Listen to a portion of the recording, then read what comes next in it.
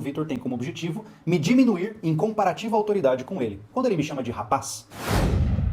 Trend 360. Júlio Lobo, do canal Sobrevivencialismo, fez um vídeo-resposta contra Vitor Santos, do canal Metaforando, após ser acusado de ser um sofista.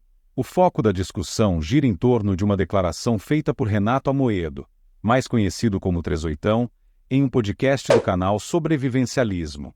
O incidente teve início quando, na semana passada, Vitor Santos, conhecido por suas análises de linguagem corporal e microexpressões, dedicou um vídeo a examinar um corte de uma conversa entre Júlio Lobo e Renato Amoedo. No trecho analisado, Renato afirmava que os usuários de Bitcoin são moralmente superiores por não financiar o sistema corrupto associado às moedas tradicionais, como o real. Segundo Renato, ao usar exclusivamente Bitcoin, ele se posiciona acima da corrupção, atribuindo uma superioridade moral à prática. A discussão se aprofunda com Júlio Lobo contestando essa ideia de superioridade moral associada ao uso de Bitcoin. Na análise, Vitor alertou seus seguidores sobre o que chamou de sofismos nas argumentações de Júlio, afirmando: ele usa muito sofismo nas argumentações dele.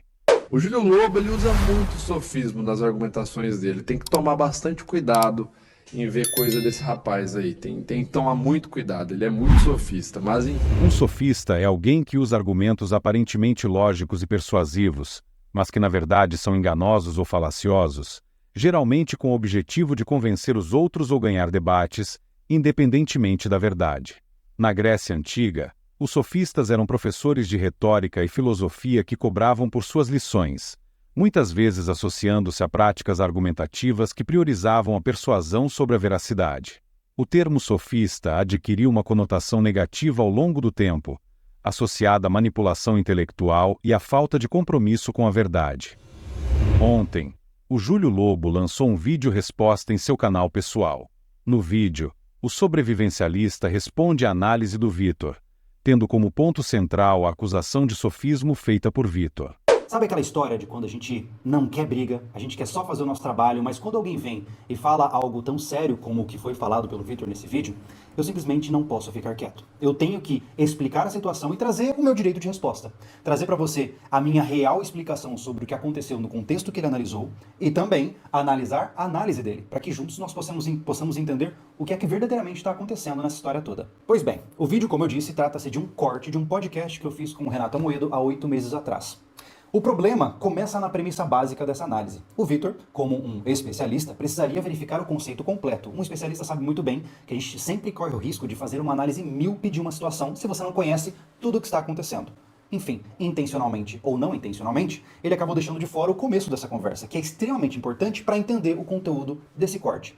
Nesse corte, há um embate, ou seja, há uma confrontação entre eu e o Renato sobre qual didática é mais adequada. Para que eu não precise ficar colocando esse corte aqui o tempo todo na tela, eu vou deixar para você assistir esse corte no link aqui na descrição. Aí se você tiver interesse, fica lá para dar uma olhadinha, tá? É até conveniente que você assista, para depois você entender a minha interpretação do processo também. Naturalmente, esse corte ele vem com a ideia de, existe um confronto, existe uma tentativa de um refutar o outro, quando na verdade nós estávamos conversando sobre diferenças didáticas. Veja, eu sou um cara que eu gosto de tranquilidade. Eu acho que as pessoas aprendem melhor quando elas estão tranquilas e estão sendo tratadas com educação e respeito. Afinal, se você trata uma pessoa de uma maneira tranquila e respeitosa, ela vai aprender mais sobre o que você tem a dizer para ela.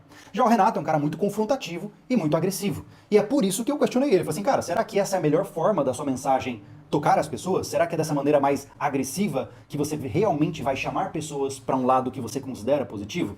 Esse era o cerne da nossa discussão. No entanto, o ponto aqui não é a discussão minha com o Renato. Apesar de eu não concordar com muitas coisas com o Renato e questionar muita congruência do que ele faz e do que ele vive e do que ele diz, não é isso que nós estamos conversando aqui agora. Agora nós vamos entender um pouco da análise que o Vitor fez a respeito dessa situação. O Júlio ainda ressalta que a conversa no podcast tratava de diferenças didáticas entre ele e Renato Amoedo, e não de uma confrontação. Se você conhecer o contexto da conversa, você verá que inclusive eu faço um prelúdio e depois um novo reforço argumentativo disso, onde eu falo, as pessoas, muitas vezes, mesmo que bem intencionadas, elas cometem erros. E muitas vezes, por cometerem erros ou burradas, elas acabam se prejudicando na vida. Foi a partir dessa definição, onde eu criei um sinônimo entre ignorância e burrada, onde eu afirmei ao Renato que muitas vezes, quando você fala que uma pessoa por não utilizar uma ferramenta, ela é inferior moralmente e logo ela acaba cometendo erros, logo ela acaba fazendo burradas, logo ela é burra. Sim, é uma argumentação não muito adequada? Eu concordo, faltou clareza da minha parte. Eu deveria ter construído uma ligação mais adequada entre os conceitos que eu relacionei entre inferioridade moral e burrice. No entanto, alguns pontos importantes aqui. Primeiro, eu estava conversando com o Renato. Eu não estava em uma confrontação. O que me incomoda na análise do Vitor é que ele faz questão de mostrar como se o Júlio estivesse criando estratagemas para refutar o Renato e o Júlio tem a tendência a usar desses mecanismos sujos de atuação. Isso me acendeu um alarme. Quando a gente está ao vivo, e ainda mais, eu não sei se vocês sabem, tá? Mas eu não conhecia o trabalho do Renato antes dele sentar para conversar conosco no podcast. Eu não imaginava que o cara era acelerado daquele jeito e que ele falava as coisas que ele falava. Então, quando eu fui pego de calça curta no meio do podcast, eu fiquei, caramba, como é que eu consigo entender isso aqui? E muito dos meus questionamentos ali durante o podcast foi para eu tentar entender o que estava acontecendo. Porque o cara é rápido demais, ele é muito rápido nas suas argumentações, nos seus conceitos, e eu estava tentando me localizar no processo. O problema é que existe uma diferença entre eu tentando performar em um cenário inesperado, fazendo o meu melhor para entender o que está sendo dito, e eu, de maneira insidiosa, querer tirar a autoridade do convidado para que eu possa sair por cima.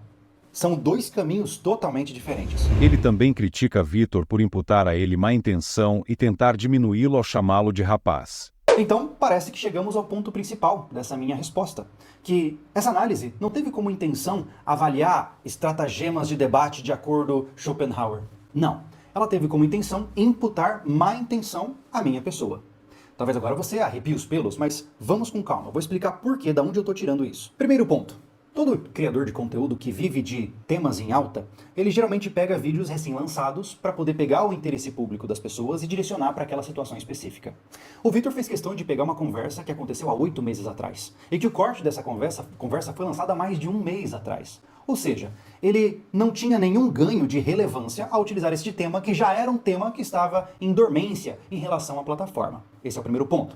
Segundo, como eu disse, perceba que ele parte da premissa de que eu estou sempre tentando jogar de forma suja. Perceba que em nenhum momento ele me dá o benefício da dúvida de, talvez o Júlio se confundiu, talvez ele estava tentando criar um argumento e se equivocou. Não. Em nenhum momento ele traz isso, ele sempre traz a concepção de, olha só o que ele fez aqui. E ele inclusive utiliza palavras muito interessantes, olha a safadeza que ele fez aqui.